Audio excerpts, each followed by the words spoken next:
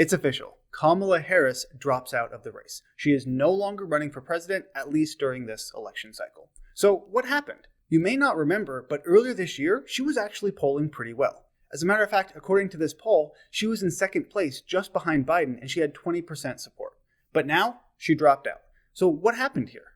In this article that she wrote, she talked about how she ran out of money and so she had to cancel the campaign, which, believe it or not, campaigns are pretty expensive. But why did she run out of money?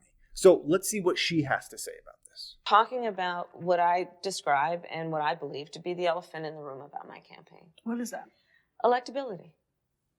What do you mean? Electability. Essentially, is America ready for a woman and a woman of color to be president of the United States? Now, admittedly, this clip is not related to why she dropped out of the race, but it does show her mindset. According to her, the reason she wasn't doing so well was because she was a woman of color. Now, don't forget, Barack Obama was a black man, and he was president for 8 years. Also, don't forget, Hillary Clinton, who I guess was a woman, won the popular vote just 3 years ago. So America does not have a problem with black people being president or women.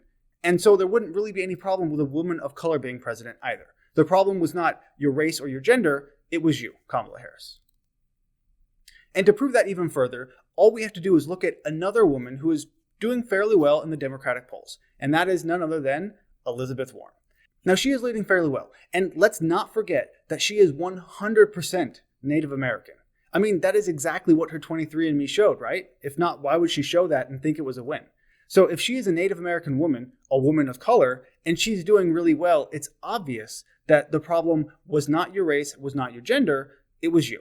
And the reason that I think she ran out of money and had to drop out was because her policies and ideas were so out there, even compared to the other Democrats. Don't believe me? Stick around and I'll prove it to you. First, let's start with gun control, and we have a clip right here. Senator Harris, you have said that you would take executive action on guns within your first 100 days, including banning imports of AR-15 assault weapons. That's right. In recent days, former Vice President Biden has said about executive orders, some really talented people are seeking the nomination. They said, I'm going to issue an executive order. Biden saying there's no constitutional authority to issue that executive order when they say I'm going to eliminate assault weapon order. Does the vice president have a point there? Some things you can, many things you can't. Let's let the senator answer. Well, I would just say, hey, Joe, instead of saying no, we can't, let's say yes, we can. So her plan was to, by executive order, ban assault weapons, which constitutionally you cannot do because it infringes on the Second Amendment. There's really no way to make it clearer than that. It's an unconstitutional proposal. But her response was to laugh at it. So yeah, let's laugh at the Constitution, and we don't need it, I guess. That's a really off-putting moment that I think stuck with a lot of individuals. Even if you support gun control, there are many individuals like Biden, as we saw there, who did not agree with her method, again, because it wasn't constitutional. And that's a big deal. And I personally think that really cut into her support because that was one of the earlier debates. We will come back to the Constitution a little bit later, but first, let's go to education. So she put out this tweet talking about her education plan, and the tweet looks fine. It looks pretty harmless, and it's generally things that we would all agree on, that we want education to be better. However, when you look at her policy, it gets really, really weird, and there's no other way to look at it. You see, Kamala Harris wants to extend the school day, so it starts at 8 a.m. and goes until 6 p.m. And for those of you who paid attention in school, that is 10 hours. 10 hours. The idea behind this is that a lot of parents who are single parents or who both work, they don't really have the time to take their kids to and from school, and so they need their kids to be in school as long as they're working. And I understand the reasoning behind that. But kids cannot be in school for 10 hours long every day. And to make the policy even worse, she wants to, as it says here, limit the amount of days schools can close without offering free full-day enrichment activities for students, which presumably includes some possible holidays and summer vacation, as she mentions a little bit later. So her basic plan on education is let's take the day from 6.5 hours to 10 hours, so add 3.5 hours to every single day, and cut their holidays and maybe some summer vacation. That seems like a recipe for disaster.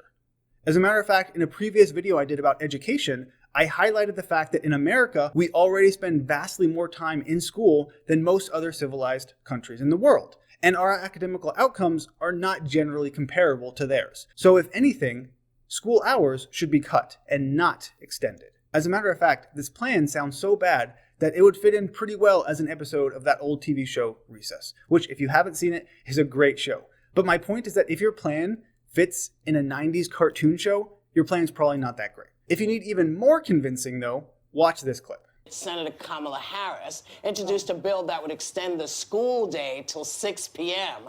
to help reduce the burden of childcare of working families. Is the school day, a longer school day, the right thing to do? Yes.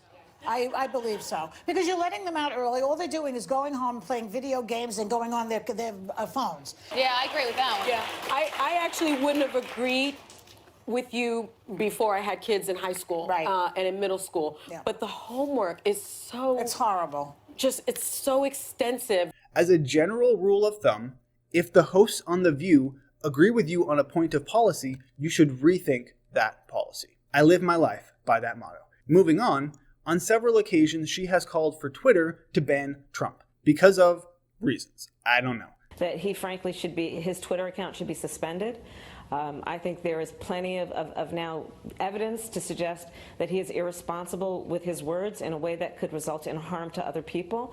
And so the privilege of using those words in that way should probably be taken from him. Not only that, but she basically embarrassed herself again on the debate stage when she tried to get Warren to agree with her on this specific point. I called on Twitter to suspend Donald Trump's account that you did not agree, and I would urge you to join me. Join me in saying that his Twitter account should be shut down. And that was a little bit hard to watch, wasn't it? I mean, Warren didn't acquiesce, so good for her, but it didn't look good for Harris. And most debates really weren't in her favor, as her laughing about the Constitution kind of highlights. Now, speaking about the Constitution, we now come to a position where she claims to care about the Constitution, even though she doesn't really. And this is her abortion plan. So there is this article from the New York Times, and it highlights what her plan is, and I just want to read a small section. It says that she would require states and localities with a history of unconstitutionally restricting abortion rights to obtain federal approval before such laws can take effect. So basically, if she were to have been the president, she would have required states that have restricted abortion basically in any way that she doesn't agree with to then come to her as a federal government to approve of any state laws before they can be passed. Now, the important thing to point out here is that the constitutional right to an abortion does not exist, and that's complete nonsense. And most everybody who is intellectually honest knows that. You can agree with the law about abortion and say it's Supreme Court law, but it is not part of the Constitution. However, here, she cares about the Constitution because she thinks it supports abortion, but earlier, when it so very clearly supports the Second Amendment, because it's part of the Bill of Rights, she kind of disregards it. So this just goes to show one of the reasons I think she is really not a likable candidate, and that is her hypocrisy. Another point about this is it completely destroys federalism, and it's tyrannical to some extent. Now, on Medicare for All, she has changed her position a few times. Initially, she wanted to ban private insurance outright. Now, however, she said she wants to allow it. But the part that I want to highlight is that she wants to give Medicare for All to everybody in the United States, not just citizens, but everyone who lives here. Here's what that sounds like. Also says, quote, every individual who is a resident of the United States is entitled to benefits for healthcare services under this act. Not every individual who's a citizen, but every individual who's a resident. So you support giving universal health care, Medicare for all, to people who are in this country illegally? Let me just be very clear about this. I am opposed to any policy that would deny in our country any human being from access to public safety, public education, or public health, period. Couple that with the fact that she also supports decriminalizing the border, and you're essentially incentivizing people to come over here and saying, if you make it across, not only will we not prosecute you in any way, but you will then be able to get free healthcare. And if that's not incentivizing people to come across illegally, I don't know what is. If you want to help out people, I understand that. But providing all of these services to immigrants who are not here legally, that's a really big issue. The welfare system should not apply to people who are not citizens. That's a fairly simple statement, but apparently it's controversial now. She also has a policy for holding corporations accountable for pay inequality in America. Now, her first line already shows how ridiculous of a policy this is, because she says, in America today, women who work full-time are paid just 80 cents on average for every dollar paid to men. That statistic, as it's written there, is technically accurate, but that's because it's not taking into account the number of hours worked, or the experience, or the particular jobs. It's just averaging all of men's earnings with all of women's earnings. And so there's a discrepancy. But the assumption here is the discrepancy is because of sexism, which is not accurate. There have been a number of studies debunking the gender pay gap, and I'm not going to go into too much detail here. Very briefly, this statistic shows that if you take into account just similar jobs and hours worked, it goes from 79% to 92%, meaning you changed it from 20 or 21% all the way down to 8% difference. The remaining 8% is still due to a number of factors. One small factor may in fact be sexism or discrimination. I can't say for certain that it's not, but I can say for certain that 80 cents on the dollar is such a very inaccurate or at least misleading statistic. So suffice it to say, this policy is off to a really bad start, but it's about to get even worse. So how is she going to hold these corporations accountable for what she thinks is a pay disparity? If you guess taxes and fines, you are 100% right, because that seems to be the Democrat solution for basically everything. So every corporation will be required to get what she calls an equal pay certificate, and that comes from the federal government in some way.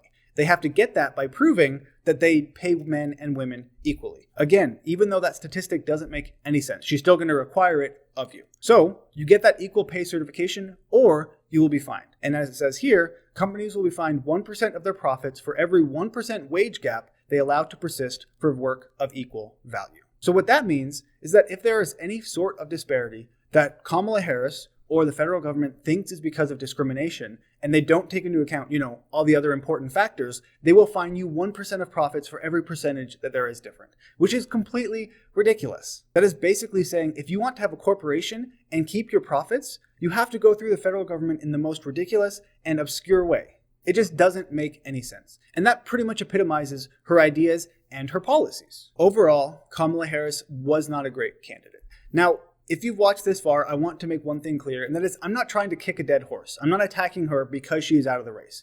As a matter of fact, I had this video planned for weeks and I just hadn't gotten around to it. And then I saw today that she dropped out and I kind of had to jump on the ball before it was too late. So the basic idea here is to show you why she dropped so far and so fast. Because she used to be one of the top contenders earlier this year, but now she's completely done for. And I honestly think it's because her policies were so off-putting. Not just to people like me, but even to Democrats, even to people who agree with a lot of other policies. They looked at her ideas and thought it was just too weird. Like 10-hour school day, where did that even come from? But that is just speculation on my part. I don't honestly know. What do you think about why Kamala Harris dropped out? Let me know in the comments down below. Be sure to subscribe, hit the notification bell, and check out one of these videos you may have missed before you take off. As always, thank you for watching, and I'll see you next time.